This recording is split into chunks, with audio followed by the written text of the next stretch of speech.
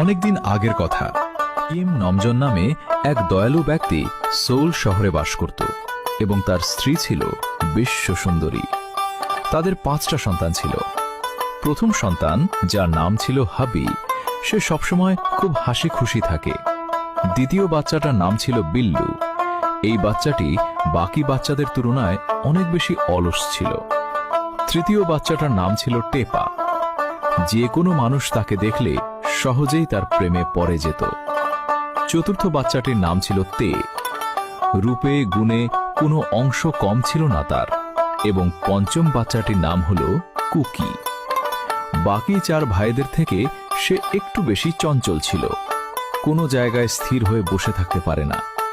সারাদিন খেলাধুলায় মেতে থাকে। বলা বাহুল্য যে সম্ভবত তার মাথার কয়েকটা